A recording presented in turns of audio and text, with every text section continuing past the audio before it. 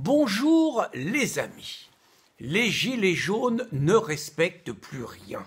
Cela continue. Ils ont osé siffler Choupinet à Aix-la-Chapelle en terre étrangère. Les règles habituelles, ce n'est pas ça. D'habitude, quand Macron est à l'étranger, c'est lui qui crache sur la France, qui parle de crimes contre l'humanité, qui parle d'un pays qui a commis beaucoup de mal et qui insulte les Français depuis l'étranger. À présent, plus de repères. Choupinet à Aix-la-Chapelle, c'est lui que les Français sifflent. Plus rien ne va, il sera jeudi dans la Drôme pour son 3e grand numéro devant les maires et on craint le pire. Il ne lui reste que 2 valeurs sûres, surtout après la pitoyable partition de Pénicaud, ancienne DRH de chez Danone, qui a pataugé dans le yaourt, faisant rire la France entière. Il ne lui reste plus que les duettistes Griveaux-Chiappa. Griveaux, tête de veau, s'était distingué en expliquant et en faisant pleurer la France entière qu'avec 8 000 € par mois, il ne pouvait pas s'en sortir et il ne pouvait qu'être un malheureux locataire.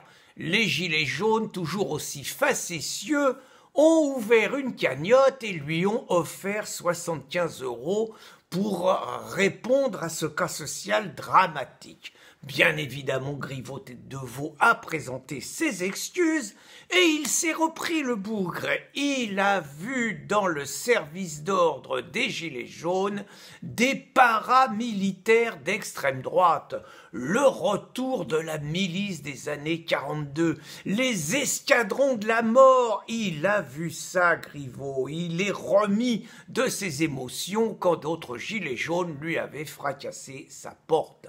Mais la meilleure des meilleures, c'est quand même Marlène Schiappa. Marlène, elle est inégale. Alors qu'elle est payée également 8 000 € par mois, qu'elle a déjà écrit 3 bouquins pendant son mandat, qu'elle a réussi à faire une pièce de théâtre sur le monopole du vagin, Marlène va animer une émission Balance ton poste sur le grand débat national avec Cyril Hanouna. C'est pas Balance ton port, je sais pas si quelqu'un lui a dit, c'est Balance ton poste. Marlène, ministre, va arbitrer le débat. C'est-il pas beau, le débat démocratique sous Macron?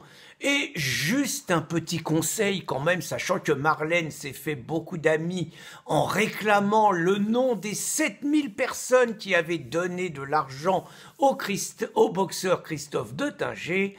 En général, à chaque partition de Marlène, les réseaux sociaux se déchaînent et elle en prend plein les trous de nez. Donc, je recommande aux avocats de Marlène de prendre du temps parce qu'à mon avis, dans les heures qui vont suivre cette émission inoubliable, ils vont avoir beaucoup de travail. Bonne journée les amis.